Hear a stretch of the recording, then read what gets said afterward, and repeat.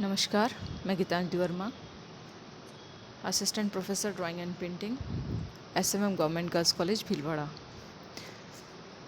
BA part third के theory part में आज हम राजस्थानी कलाकारों में प्रसिद्ध श्री पद्मश्री राम गोपाल विजयवर्गीय जी के बारे में अध्ययन करेंगे, जिनका विशेष उल्लेखनीय योगदान राजस्थानी लघुचित्र शैलियों को सहेजने में, उनके संरक्षण में था। उनका अध्ययन हम करेंगे। रामगोपाल विजयवर्गीय का जन्म सन 1905 में राजस्थान में सवाई माधोपुर जिले के बालेर ठिकाने के एक वणिक परिवार में हुआ था। कला सृजन के प्रति गहरा लगाव उन्हें शैशव काल से ही था। इनके पिता वहाँ के ठाकुर, कामदार व व्यवसायी प्रवृत्ति के व्यक्ति थे। वे रामगोपाल विजयवर्गीय जी को वकील बनाना चाहते थे, लेकिन उनका रुझान कला की ओर होने के कारण ये खड़िया व कोयले से दीवारों पर आकृतियाँ बनाते थे व रंगीन तस्वीरों को इकट्ठा करते थे। परिवार के सदस्य इनकी रुचि को व्यर्थ समझते थे तथा इन्हें समझाते थे। इनके पिता इनकी रुचि को देखकर घबराते और कहते, छोरा भूखा मरेगा ये लाइनें खींचने से। तो परिणाम स्वरूप इनकी नौकरी कस्टम विभाग में लगवा दी गई। नौकरी करनी नहीं थी, इसलिए विभाग द्वारा मिले कागज़ों पर स्केच बना डाले। इसके बदले में इन्हें नौकरी से तो हटा ही दिया, साथ ही 50 रुपये का जुर्माना भी भरना पड़ा सरकारी कागज़ खराब करने पर। इनकी रुचि व लगन इन्हें जयपुर के राजस्थान स्कूल ऑफ आर्ट्स में कला शिक्षा ग्रहण करने और बारीकियां जानने हेतु ले आई। वे तत्कालीन बंगाल शैली के सुप्रसिद्ध चित्रकार, जो Rajasthan school of arts Jaipur के प्रिंसिपल थे, शैलेंद्र नाथ डे के निर्देशन में कला शिक्षा प्राप्त करने लगे। ये यहाँ पूरी निष्ठा व ईमानदारी से कला शिक्षा ग्रहण करने में जुट गए और सन 1924 में इन्होंने यहाँ Rajasthan school of arts Jaipur से योग्यता के साथ डिप्लोमा प्राप्त किया। बाद में शिक्षक तथा प्रिंसिपल के रूप में इसी संस्था को अपनी सेवाएं प्रदान की व कलारूपी अमृत को अपने विद्यार्थियों में बांटा। रामगोपाल विजयवर्गीय ने अपने कला सृजन को किसी एक विषय तक सीमित दायरे में बांधकर नहीं रखा, बल्कि इन्होंने सभी परंपरागत पुराणों, इतिहास, धर्म, साहित्य, कथाओं के साथ सामाजिक, धार्मिक व सांस्कृतिक जीवन के अनेक विषय एवं प्रकृति के सैकड़ों चित्र भी अपनी काल्पनिक अभिव्यक्ति से बनाए। बालेर के ठाकुर साहब रामगोपाल विजयवर्गीय के चित्रों में मानव एवं प्रकृति के मध्य एक घनिष्ठ संबंध, एक चिरपरिचित सेतु बना हुआ सा दिखता है। रंग व रेखाओं के जरिए वे प्रकृति एवं महिला पुरुष का सुंदरतम रूप उजागर करते थे। ये चित्र एक आनंदमय वातावरण की सृष्टि करने वाले हैं। विषय वैविध्य, अभिव्यंजना का खोज तथा चित्रण की मौलिकता उनकी अपनी शैली की पहचान है। इसके लिए वे कहते थे कि जिस प्रकार सृष्टि में एक दूसरे व्यक्ति के चेहरे अलग अलग होते हैं, उसी प्रकार प्रत्येक चित्रकार की कला में भी भिन्नता होती है।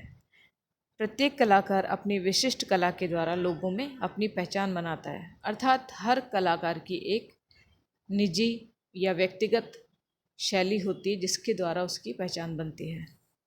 रामगोपाल विजयवर्गीय केवल चित्रकला के ही धनी नहीं थे, बल्कि यह कहें कि वे बहुमुखी कला प्रतिभा के धनी थे तो अतिशयोक्ति नहीं होगी।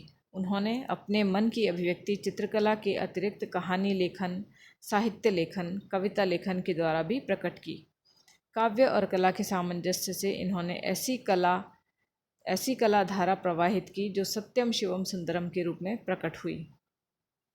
उनके चित्रों में संगीत की लयबद्धता है तो साहित्य की सरसता भी मौजूद है। राजस्थानी कला की प्रमुख विशेषता काव्य को आधार बनाकर चित्रण करने की रही है। श्री विजयवर्गीय जी ने भी अपने चित्रण में संस्कृत और हिंदी काव्यों के मार्मिक स्थलों को आधार बनाकर जो चित्रण किया, वह उनके कृतित्व की पहचान बन गई है। महाकवि कालिदास के मेघदूत की कल्पना जो विजयवर्गीय जी ने साकार कर दी है।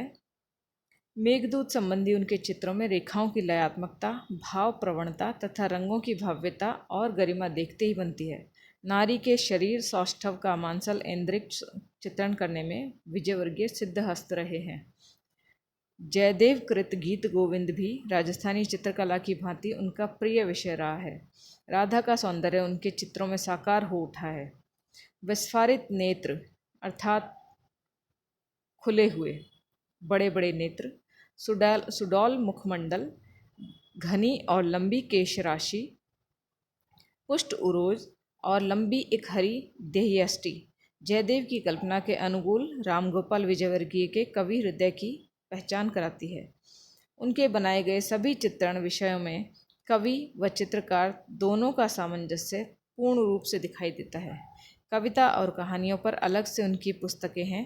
प्रदर्शनी में चित्रों के साथ साथ उनकी कुछ कविताएं भी प्रदर्शित होती रही हैं।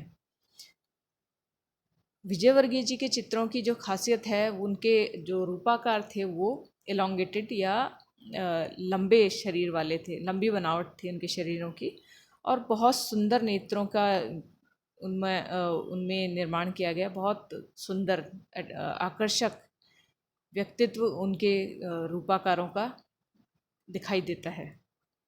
और रंगों में जो संयोजन है वो आँखों को ठंडक देने वाले, ये बहुत शांति प्रदान करने वाले रंगों का संयोजन किया गया है उनकी तानों का।